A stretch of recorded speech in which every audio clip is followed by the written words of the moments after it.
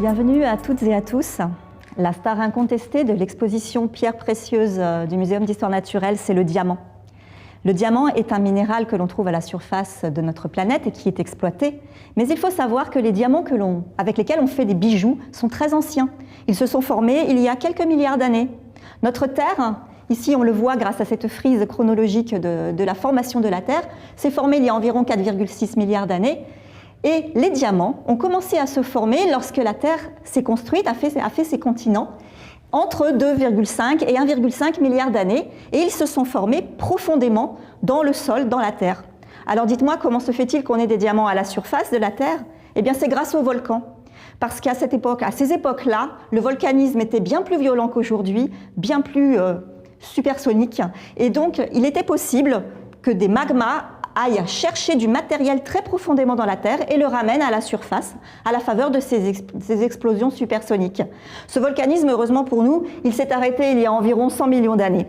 Et c'est grâce aux laves de ce volcanisme, qu'on appelle les kimberlites, que nous avons pu obtenir des diamants à la surface. Et voici ici 2 exemples de laves de kimberlites qui ont emprisonné et ramené à la surface un petit diamant. Bonsoir à tous, bienvenue au Muséum d'histoire naturelle. On se retrouve ce soir au cœur du Jardin des Plantes et plus précisément au sein de l'exposition Pierres précieuses qui a pu être réalisée grâce au partenariat de Van Cleef & Arpels. C'est le moment de partager l'événement autour de vous, partagez-le sur les réseaux sociaux, invitez vos proches, invitez vos amis, c'est le moment. Je tiens à remercier le service de médiation et d'action culturelle du Jardin des Plantes grâce à qui ce rendez-vous peut avoir lieu. Je suis Emma Hollen, tiens, autant se présenter, journaliste et podcastrice chez Futura, et la personne que vous venez d'entendre parler, c'est Hélène Bureau, ici présente, qui est géochimiste, alors je vais essayer de ne pas me tromper, à l'Institut de minéralogie et de physique des matériaux et de cosmochimie. Est-ce que c'est correct? Du coup, avant d'entrer dans le cœur du sujet qui sont les diamants, ces objets de fascination, d'intrigue parfois aussi, puisqu'on les retrouve beaucoup dans les films de braquage et d'espionnage, j'aimerais qu'on définisse avec vous ce qu'est le diamant. Donc pour ça, je me tourne vers Héloïse Gaillou, qui est notre deuxième intervenante, qui est, je lis mes notes, éhontément conservatrice au musée de minéralogie des mines Paris Tech, et qui va nous expliquer ce que sont les diamants. Et tant qu'à faire, je présente également Violaine Sauter, qui est géologue terrestre et extraterrestre au muséum. Bonsoir à vous deux. Bonsoir à vous. Et donc, Héloïse, qu'est-ce que c'est qu'un diamant ? Bien, écoutez, bonsoir à tous d'abord. Alors, le diamant, quelques petites définitions, puisque c'est le thème de la soirée. Posons des bases. Le diamant, c'est tout d'abord du carbone, mais pas n'importe quel carbone, puisque ce carbone est cristallisé sous forme cubique compacte. Alors, qu'est-ce que ça veut dire tout ça? Ça veut dire qu'en fait, c'est un minéral, c'est un solide cristallin. La petite différence qu'il peut y avoir entre un autre minéral composé uniquement de carbone que vous connaissez certainement, qui est le graphite, eh bien, c'est la forme cristalline, comment les atomes de carbone sont empilés les uns par rapport aux autres. Dans le cas du diamant, empilé de façon cubique compacte. Dans le cas du graphite, votre mine de crayon, tout simplement, eh bien, les atomes de carbone sont plus éloignés les uns des autres et ils cristallisent sous forme hexagonale. Donc voilà, 2 minéraux aux propriétés très différentes et pourtant composés que d'une seule espèce, qu'un seul type d'atome. Donc voilà pour les bases du diamant. Alors, est-ce que cette petite définition est claire pour tout le monde? Ou vous en voulez en savoir plus sur ce que c'est que le diamant? Pour les personnes qui nous regardent, le graphite, c'est bien ce qu'il y a dans la mine de nos crayons de papier, si je ne me trompe pas. C'est tout à fait ça. Là, quand vous utilisez votre mine de crayon papier, vous déposez des couches de carbone, hexagonales de carbone sur votre papier. Donc là, encore une fois, 2 minéraux aux propriétés extrêmes. Le graphite qui est très tendre, qui se dépose sur votre papier, tandis que le diamant, lui, a des propriétés extrêmes. C'est le matériau le plus dur qui existe à la surface de la Terre, en tout cas naturellement. Donc, pour rayer un diamant, il n'y a qu'un seul autre objet qui peut rayer un diamant, c'est un autre diamant seulement. Donc, d'où les propriétés. On aime beaucoup utiliser le diamant en bijouterie parce que non seulement il est beau, mais il est également résistant. Alors, il raye tout le monde et il est rayé par personne. Exactement, à part lui-même. Oui. Alors, je pense qu'on a l'image à l'écran, si je ne me trompe pas. Oui? Ok, super. Alors justement, on va parler un petit peu de la formation des diamants. On va expliquer pourquoi un crayon de papier, c'est pas un diamant. Pour ça, je propose à Hélène de prendre la parole et d'élaborer un petit peu sur ce qu'elle nous a expliqué à l'introduction de cette présentation. Oui, alors moi aussi, je vais avoir besoin de ma petite présentation. Je ne sais pas si la première image est à l'écran. Il s'agit en fait d'une coupe de l'intérieur de la Terre. Parce que je vous ai dit tout à l'heure que les diamants se formaient en profondeur à l'intérieur de la Terre, à quelques centaines de kilomètres de profondeur justement. Et j'aurais voulu vous rappeler un petit peu comment était faite notre planète. Notre planète, son rayon, il est de 6400 km. C'est un corps énorme en fait. Pensez à un œuf. La Terre est formée comme un œuf d'un noyau, son jaune, qui est entièrement métallique, du fer et du nickel. Et puis le blanc de cet œuf, de l'œuf Terre, c'est de la roche, c'est le manteau. Et c'est là que se forment les diamants. Et puis la coquille de l'œuf, c'est la croûte, cette toute petite surface sur laquelle nous autres êtres humains, nous vivons. Et il faut savoir qu'on n'est pas capable, en tant qu'être humain, de creuser à plus de 12 ou 13 km de profondeur dans la Terre. On peut envoyer un robot sur Mars pour mesurer la composition des roches, mais on ne connaît pas la minéralogie de notre planète. Donc je ne sais pas si vous voyez la coupe de la Terre à l'écran. Est-ce qu'on peut me le dire parce que je ne le sais pas? Oui. Voilà, donc ici vous avez la coupe de la Terre. Je vais passer à la diapositive suivante. Et là, je vais vous montrer un bloc diagramme qui montre où le diamant se forme dans la Terre. Donc il est à droite de l'écran. Et ce que l'on voit, c'est qu'on a des petits diamants qui sont localisés dans les cratons, ces fameux anciens massifs dont on a parlé à l'introduction. Et en rouge, vous avez les panaches des volcans du magma de Kimberlite qui les ont ramenés à la surface et qui font qu'aujourd'hui, on peut les exploiter. En effet, aujourd'hui, on exploite en fait les cheminées de ces anciens volcans, que sont les cheminées de Kimberlite. Et l'on voit dans la photo de gauche la mine d'Ekati au Canada, où on a creusé la cheminée du volcan pour en extraire les diamants.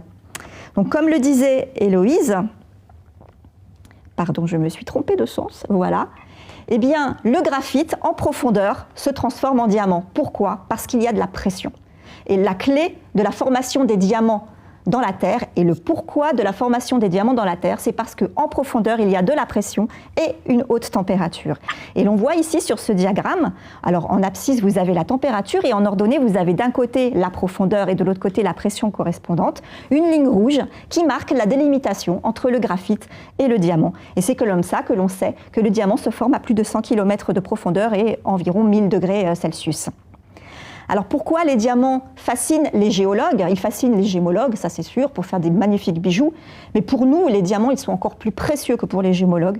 Parce que les diamants, lorsqu'ils poussent, eh bien, ils enferment des morceaux de manteau en leur sein. Ils encapsulent des petits minéraux du manteau et ils les ramènent à la surface quasiment intacts. Ce sont des minéraux que l'on ne peut pas avoir autrement puisqu'on ne peut pas forer dans le manteau. On n'a aucun autre moyen d'observer les minéraux profonds de notre planète, du manteau de notre planète, qu'en étudiant les diamants. Donc ici, vous avez un diamant alluvial qui vient du Venezuela avec une belle inclusion d'olivine au centre.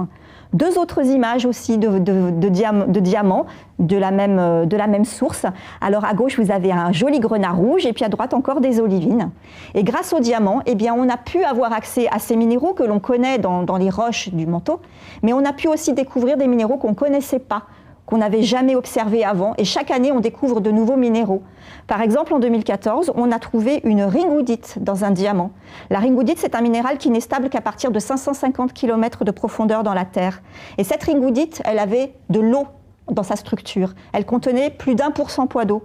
Et on a calculé que rien qu'avec ces ringoudites dans la zone de transition du manteau, on appelle cela comme ça, entre 440 km et 670 km de profondeur, eh bien on pourrait stocker 2,5 fois la masse de tous les océans de la Terre. D'où l'intérêt d'étudier la minéralogie des inclusions dans les diamants, parce que ça nous apprend en fait comment est faite notre planète.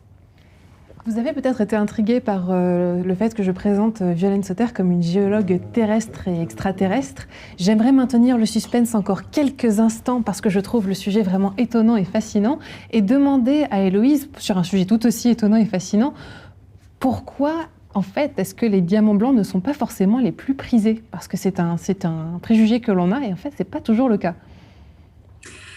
Alors Emma, en fait, j'aimerais reposer quelques petites définitions parce que là, vous parlez de diamant blanc. Alors là, il y a une différence entre le diamant blanc d'un côté et le diamant incolore de l'autre. Je pense que si on peut regarder ça sur la diapositive numéro 10, vous allez voir ce que c'est qu'un diamant blanc. Vous allez voir un aspect laiteux, un petit peu ce qu'on appelle opalescence. Ça, c'est un diamant blanc. Je pense qu'Emma, vous voulez peut-être parler du diamant incolore que l'on trouve en bijouterie, le diamant assez commun, on va dire. Bon, c'est pas si commun que ça, hein. Dans la Terre, quand les diamants se forment, la plupart des diamants ont une petite couleur. Et généralement, un jaune très léger, voire brun, mais la couleur n'est pas très saturée. Donc, ça produit à peu près 70% de la production des diamants, des mines, hein. C'est à peu près du diamant, voilà, de cette couleur très légère, un petit peu jaune, brune, peu saturée. Le diamant incolore vient en deuxième position. Le diamant incolore, finalement, n'est pas si rare que ça. Et il y a des teintes de saturation. Peut-être, vous avez déjà entendu parler des fameux 4C du diamant. Et une des propriétés qu'on regarde pour le diamant, c'est sa couleur ou l'absence de couleur dans le diamant. Dans le cas du diamant incolore, beaucoup utilisé en bijouterie, de parfaitement incolore, un petit peu de jaune ou de petites sous-teintes comme ça qui le dévaloriseront.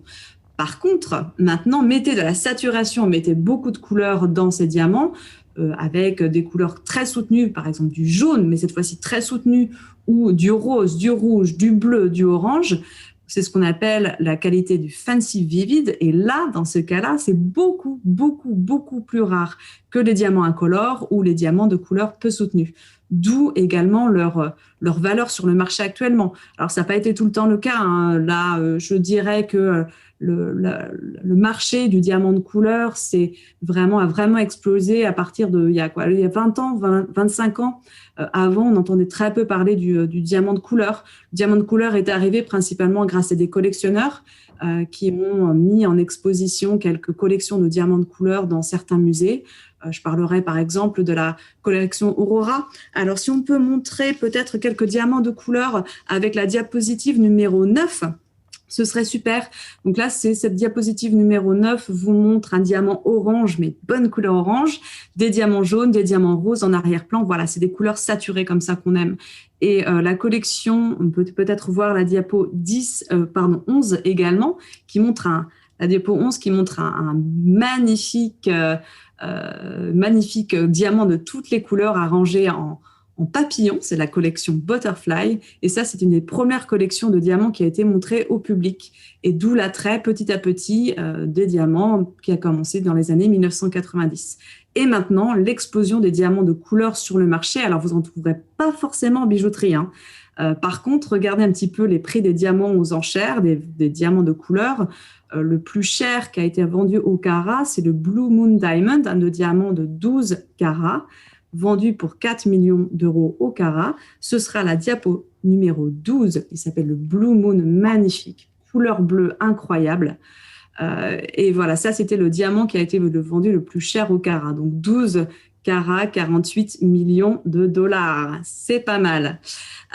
Également, juste la diapo d'après, vous allez le voir, au niveau de la diapo 13, vous allez voir ce petit diamant. Alors, 12 carats, ça paraît énorme comme ça, mais quand on le met entre les précelles, c'est pas si énorme que ça. Mais par contre, personnellement, j'ai vu ce diamant, c'était pour moi le diamant bleu le plus magnifique que j'ai jamais vu, une couleur saturée, parfaite.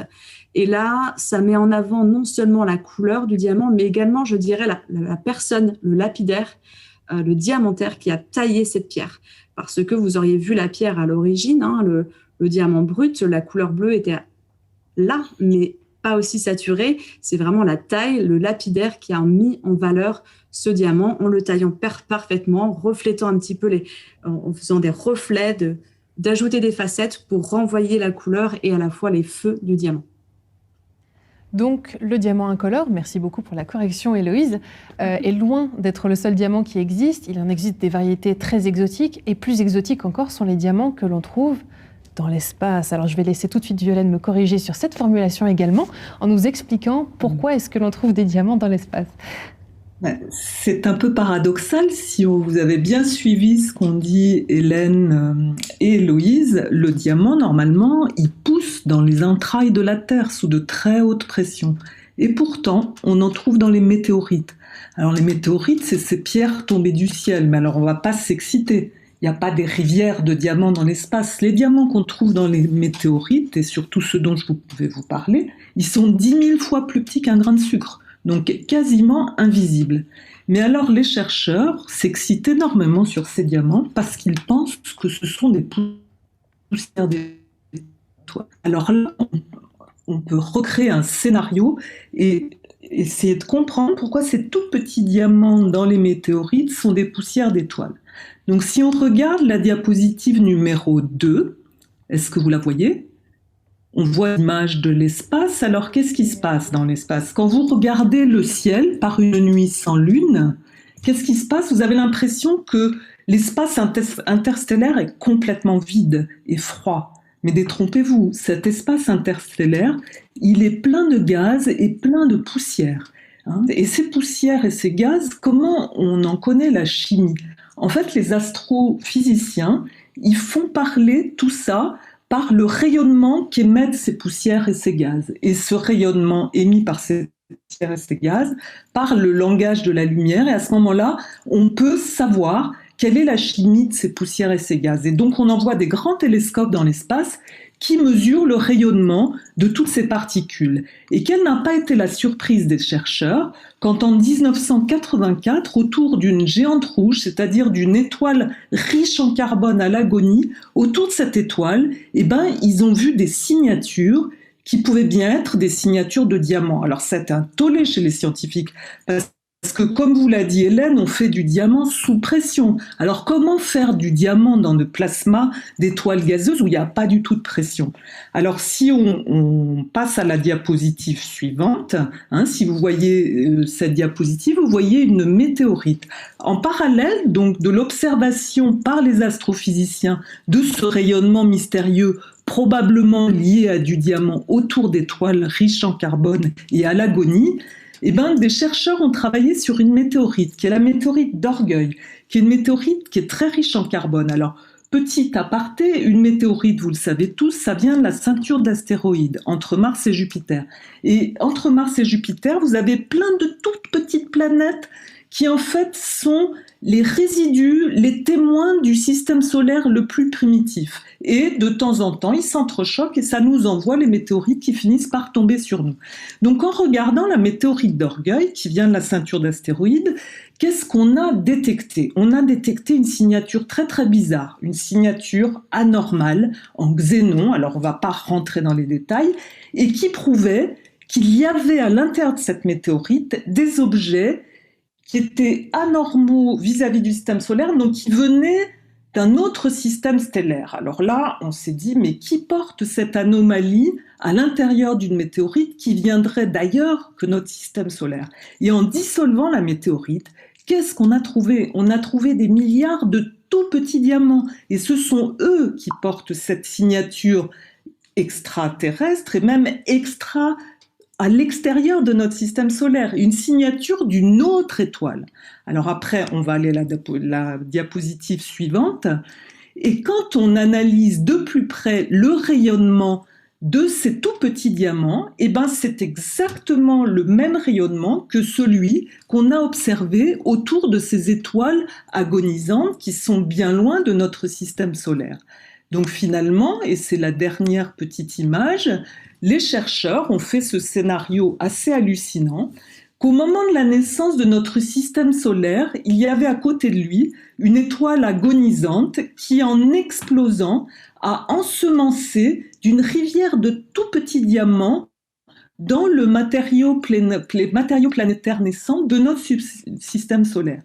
Et ces petits diamants se sont fichés dans les corps les plus primitifs des systèmes solaires, qui sont dans la ceinture d'astéroïdes, la source de nos météorites primitives qui arrivent sur Terre. Donc avouez, c'est quand même une histoire assez incroyable qui a joint les talents des astrophysiciens, des minéralogistes et qui étudient les météorites, et notamment les minéralogistes du Muséum d'histoire naturelle.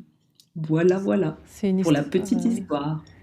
C'est une histoire fascinante et qui nous prouve que même la poussière peut être absolument incroyable et pleine de surprises. Mais alors là, on parle d'étoiles qui explosent, de terre qui broie la matière, qui la met sous pression. Mais il faut rappeler quand même qu'aujourd'hui, on est capable de créer des diamants de synthèse. Donc j'aimerais vous demander, Hélène, Comment est-ce qu'on fait sans cette force surhumaine pour créer des diamants ? Alors oui, je vais juste repasser sur mes petites images, si j'y arrive. Voilà. Voilà, donc vous voyez, on peut synthétiser des diamants au laboratoire en utilisant des presses. Donc je ne sais pas si vous voyez l'image ici avec une énorme presse. Pensez à une énorme cocotte minute dans laquelle on va pouvoir avoir une pression et une température très très importantes qui correspondent aux conditions qui règnent dans l'intérieur de la Terre. On appelle ces appareils, que vous allez voir apparaître maintenant, voilà, des presses multi-enclumes. Donc sur l'image de droite, complètement à droite, vous avez une presse qui est fermée. Au centre, vous avez la presse qui est ouverte, où on observe des mâchoires en haut et en bas, et au milieu, un assemblage de cubes. L'assemblage de cubes, c'est notre assemblage expérimental. Pensez un peu à un Rubik's Cube, dans lequel on aurait emboîté 8 cubes. Et ces cubes ont des troncatures, ils n'ont pas de coin. Donc au centre de ces 8 cubes, on va placer un échantillon un peu plus gros que le volume qui est disponible et on va pouvoir, avec la presse, comprimer les cubes entre eux. Ces cubes sont en carbure de tungstène, qui est un matériau qui est à peine moins dur que le diamant, mais quand même moins costaud que le diamant. Et en comprimant ces cubes et en chauffant l'ensemble, eh bien, on va pouvoir réussir à créer les conditions qui règnent en profondeur dans la Terre. Ce sont ces méthodes qui sont utilisées pour synthétiser des diamants au laboratoire, mais aussi dans l'industrie. Alors, pour la recherche, si l'on veut réussir à créer les diamants que l'on observe dans le manteau de la Terre pour comprendre comment ils se forment, l'idée, ça va être d'utiliser différentes recettes de cuisine et d'essayer de concocter, de cuisiner des diamants avec des inclusions. Et pour cela, on va tester différentes compositions, on va mettre dans notre assemblage, dans notre échantillon, tous les fluides qu'on pense être responsables de la formation des diamants. On teste et ainsi on va essayer de créer des diamants avec des inclusions. Ça, c'est ce que l'on fait au laboratoire. Si on veut créer les diamants du manteau inférieur, c'est-à-dire au-delà de 670 km de profondeur, ces grosses presses-là, elles ne suffisent pas.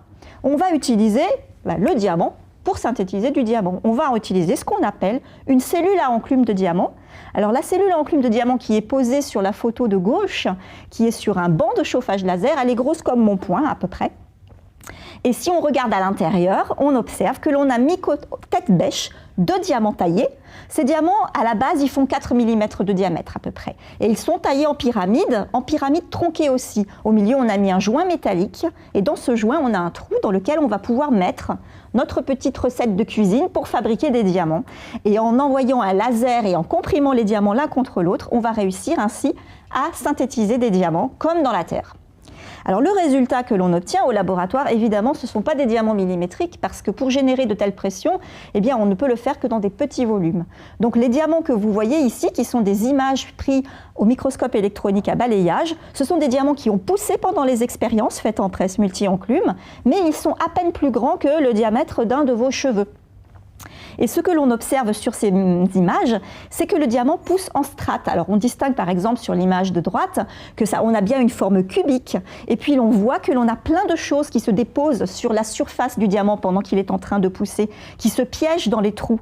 Et c'est ainsi que les inclusions se forment.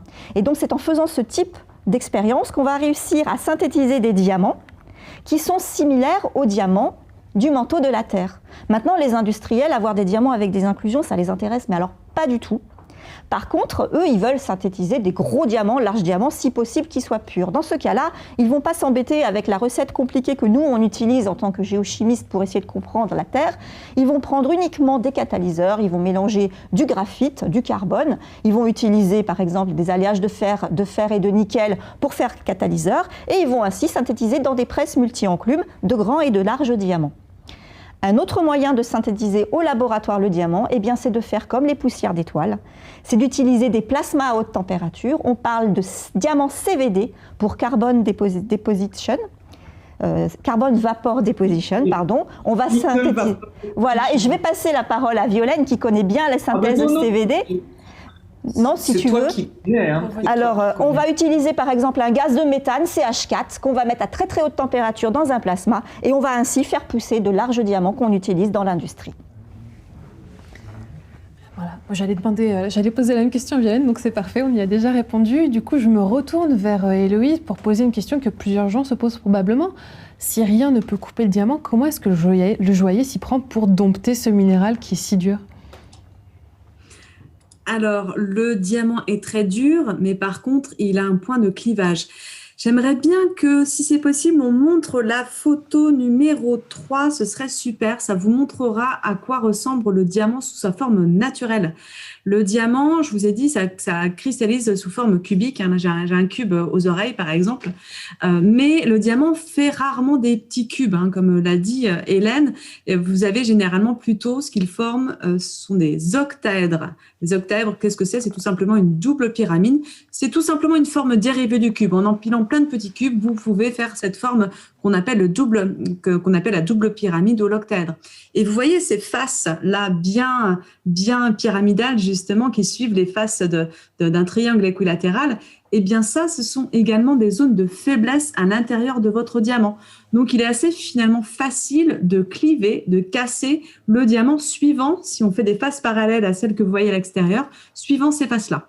Donc le diamant est très dur, ok, mais il est fragile, il a un point de fragilité suivant ce plan qu'on appelle le plan de clivage. En fait, c'est tout simplement à cet endroit, dans cette direction particulière, vos atomes de carbone sont un petit peu plus éloignés les uns que les autres.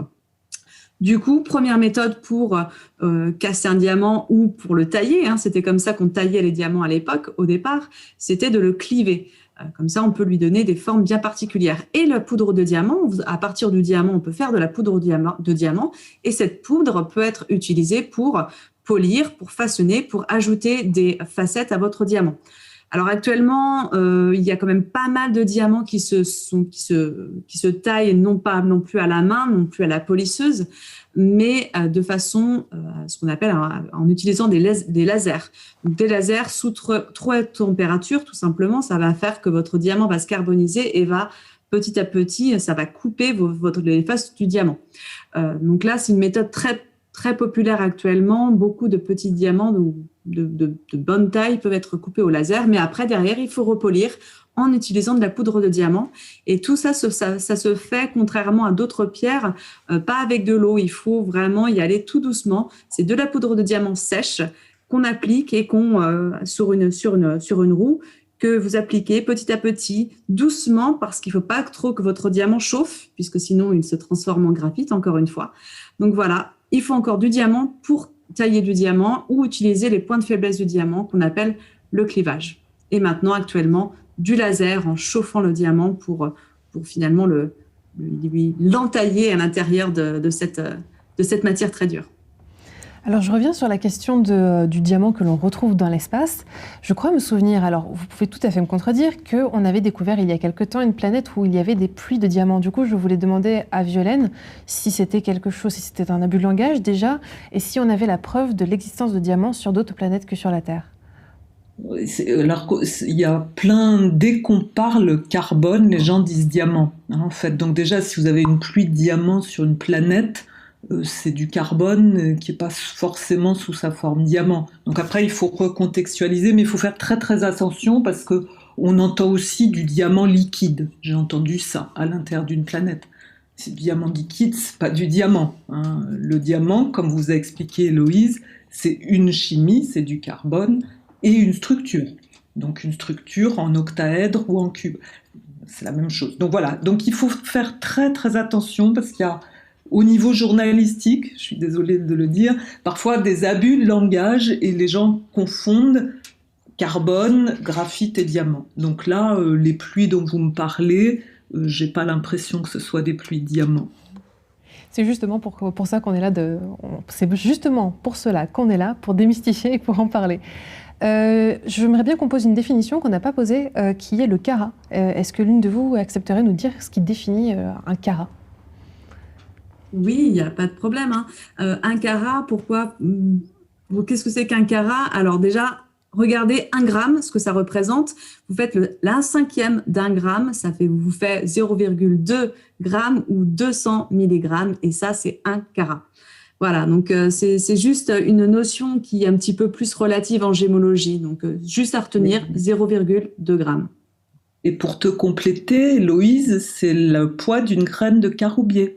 Exactement. C'est ça l'origine du terme carat. D'accord. fascinant, absolument fascinant. Bien. J'ai perdu le fil de mes questions, il faut absolument me pardonner. Je ne sais plus où j'en suis. C'est les aléas En attendant, je peux peut-être vous dire quelque chose. Vu que vous avez entendu parler de diamants bruts, on vous a parlé d'un magmatisme kimberlitique qui remontait les diamants à la surface. J'avais une petite diapo pour vous montrer un diamant dans sa roche haute, qui est la diapo numéro 6, s'il est possible d'afficher cela. La diapo 6, vous allez voir une grosse roche avec à l'intérieur un diamant parfait brut, donc pas taillé, parfaitement octaédrique. Donc ça, c'est une pièce qui vient du musée de minéralogie de l'école des mines, là où je travaille, et qui est absolument magnifique. Et si vous voyez la slide suivante, la photo suivante, qui est la numéro 7, vous allez voir un zoom sur ce octaèdre parfait et derrière sur ce magma qui a emprisonné le diamant pour le remonter à la surface de la Terre. Je sais qu'il y en a des très très beaux également à l'intérieur de l'exposition Pierres précieuses. La photographie d'annonce pour cette présentation aujourd'hui, c'était justement un diamant dans sa roche haute qui est de la kimberlite. Merci beaucoup pour cette précision, et puis ça m'a permis de retrouver le fil des questions que je voulais poser. Je me demandais on se demande tous, je pense, quelle est la différence entre un vrai et un faux diamant. Est-ce que peut-être Hélène veut répondre là-dessus, puisqu'elle travaille sur la question de la synthèse, ou Violaine peut-être? Violaine, si tu veux. Ouais. Donc la différence ou un vrai ou un faux diamant, soit on parle des imitations du diamant, vous m'entendez? Soit on parle des imitations, à ce moment-là on est dans du vrai faux, soit on est dans de la synthèse de diamants, donc effectivement c'est pas un diamant naturel, mais c'est du vrai diamant, mais qui est fait par l'homme. Donc c'est toujours la même chose, il faut avoir une précision dans les termes. Quand on dit faux diamant, est-ce qu'on parle du diamant synthétisé par l'homme, auquel cas c'est un faux vrai, soit on parle d'imitation. Ces zones qui ont la même apparence au premier ordre, mais qui en fait ont toujours un peu moins d'éclat, et quand on a l'œil, on voit bien que c'est du faux, quoi. Mais c'est plus du tout le même minéral. Donc il y a celui qu'on synthétise, donc qui est pas tout à fait vrai puisqu'il vient pas de la Terre, mais qui est quand même un vrai diamant. Et puis il y a toutes les imitations qui là sont des faux au sens strict du terme. Voilà. Ouais, juste Violaine, pour préciser pour ajouter des petits exemples à ce que tu dis, par exemple une imitation du diamant, c'est ce qu'on appelle en bijouterie, un exemple, l'oxyde de zirconium. Parfois on l'abrège à zircon, alors il ne faut pas non plus l'abréger à zircon. Le zircon, c'est un vrai minéral qui existe dans la nature, et c'est un silicate de zirconium. Attention, je mets le zircon de côté, qui est naturel, un silicate naturel. L'oxyde de zirconium qu'on fait en laboratoire pour imiter le diamant. Donc ce n'est pas du diamant puisque c'est un oxyde de zirconium, composition chimique différente, donc minéral, cristal différent. Par contre, il va avoir des feux très intéressants. Il va disperser la lumière. Vous allez voir, quand vous allez faire bouger un oxyde de zirconium, vous allez voir, ça brille énormément. Donc ça brille plus que le diamant naturel. Donc ça, c'est une des façons de le reconnaître, mais généralement, juste à l'œil, parfois, ça peut être trompeur. La moissanite, c'est une autre imitation de diamant. C'est un carbure de silicium. Encore une fois, une autre composition chimique. Donc, ce n'est pas du diamant, qui est composé que de carbone. Mais parfois, il faut vraiment faire intervenir des experts dans la matière pour faire la différence entre une imitation et du diamant naturel. On peut s'en sortir avec parfois juste une binoculaire, des petits appareils pour tester. Par contre, pour différencier du diamant synthétique, comme le disait Violaine, du diamant naturel, c'est très compliqué puisqu'en fait, c'est la même chose. Il y en a juste un qu'on a formé en laboratoire et l'autre qu'on a formé dans la nature. Donc là, il faut vraiment faire intervenir des experts qui vont utiliser vraiment des équipements lourds de laboratoire, comme un laboratoire de gémologie. Et là, on va pouvoir faire la différence entre un minéral qui a été fait dans la nature il y a des millions, des milliards d'années. Généralement, on n'a pas forcément parlé de temps, mais les diamants se sont formés généralement entre 1 milliard et 3,2 milliards d'années, alors qu'un diamant, dans un laboratoire, on l'a formé il y a quelques années. Et donc, ça va être des petites choses comme ça va être des défauts à l'intérieur du diamant qui vont nous permettre de faire la différence entre un diamant de synthèse créé il n'y a pas longtemps d'un diamant naturel qui a été créé il y a très longtemps. Donc, c'est pas quand même une chose facile et c'est pour ça que dans le domaine de la bijouterie, on implique toujours des laboratoires de gémologie pour démystifier, pour vraiment séparer le vrai du faux, la synthèse du naturel et des imitations. Donc ça, vraiment, il y a 3 pôles différents là. Et après, on n'a même pas parlé du problème des traitements des diamants. On peut traiter un diamant naturel, on peut traiter un diamant synthétique pour améliorer la couleur du diamant, pour faire disparaître la couleur du diamant. Alors, c'est vraiment des thèmes absolument incroyables. Ça retombe dans le domaine de la gémologie et j'espère qu'il y aura une petite session dédiée à cela. C'est vraiment un sujet passionnant également. Et je m'arrête de parler. Violaine parlait justement de l'éclat du diamant. Qu'est-ce qui lui confère cet éclat si particulier qui fait qu'on le reconnaît entre mille ? Alors là, ça va faire intervenir des propriétés physiques du diamant. C'est ce qu'on appelle la dispersion. Donc ça dépend de l'indice de réfraction du diamant. Chaque solide cristallin a un indice de réfraction particulier. En gros, c'est la différence entre l'indice de l'air, qui est de 1 par définition, et l'indice du diamant. Alors je crois que je le connais plus par cœur, c'est 2,52 je crois. Et donc voilà, cette différence entre l'indice de l'air et l'indice du solide cristallin va vous donner cette dispersion et va vous donner à quel point le minéral va pouvoir renvoyer de la lumière et va pouvoir donner ces jeux, ces feux, ces jolies couleurs qu'on peut voir quand on fait bouger un diamant. Alors je sais que Violaine et Hélène, vous êtes spécialisées dans les inclusions et j'aimerais vous demander comment est-ce qu'on arrive à lire l'histoire dans les inclusions des diamants ? Alors, pour lire l'histoire dans les inclusions des diamants, déjà l'inclusion qui est piégée dans un diamant, elle va nous renseigner sur la profondeur à laquelle ce diamant, il a piégé l'inclusion. Puisque, comme on l'a dit au début de cet entretien, selon la profondeur à laquelle on se trouve, on ne va pas avoir la même minéralogie dans le manteau de la Terre. Ensuite, une fois qu'on a identifié le type d'inclusion qu'on a dans le diamant, on va pouvoir aussi identifier le type de roche qu'il y avait autour.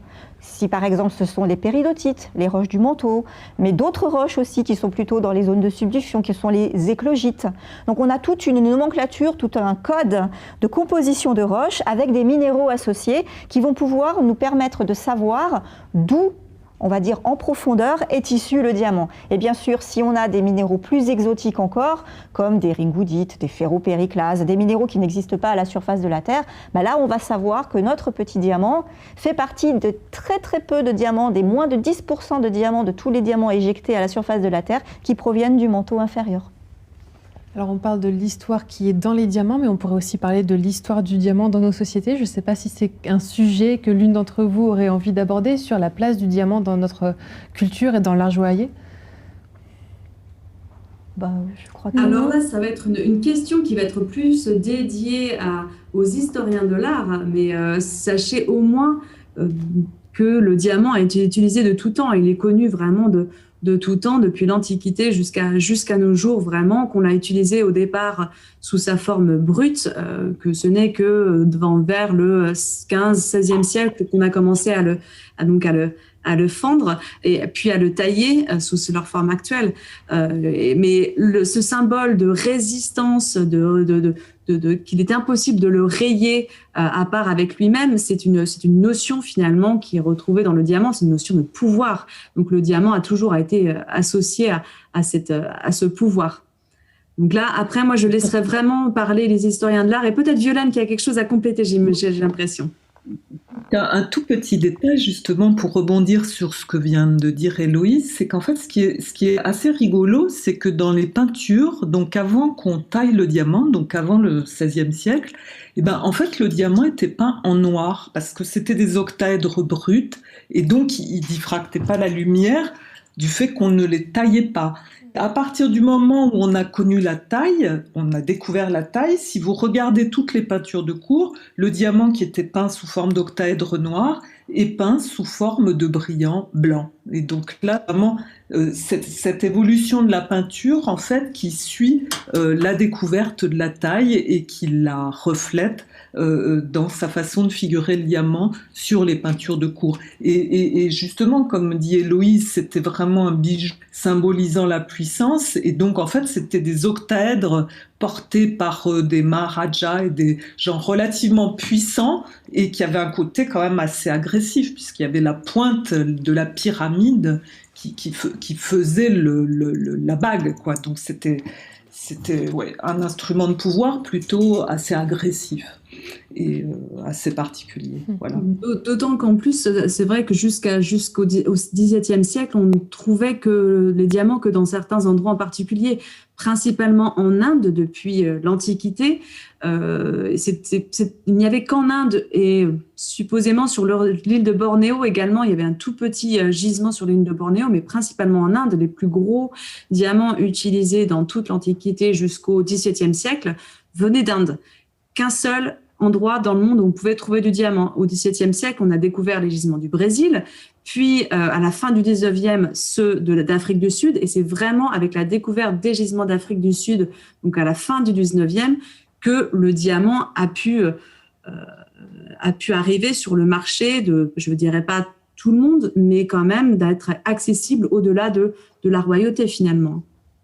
Ce qui est sûr, c'est qu'il exerce une fascination sur nous tous, qui nous accompagne depuis beaucoup plus longtemps dans l'histoire que nous le pensions. Et je voudrais remercier nos expertes qui ont été présentes avec nous ce soir pour nous en avoir parlé. Héloïse, merci. Violaine et Hélène, merci à vous également.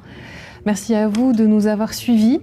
Je vous propose de retrouver les prochaines interventions sur le site du Jardin des Plantes mnhn.fr. La prochaine sera ce jeudi 15 avril à 18h et portera sur le sujet du diamant bleu. Merci encore à tous. Prenez soin de vous, prenez soin de votre santé. Nous en prenons soin de notre côté. On vous souhaite une excellente soirée et à bientôt. Merci, au revoir à tous. Au revoir. Merci beaucoup, bonne soirée à tous.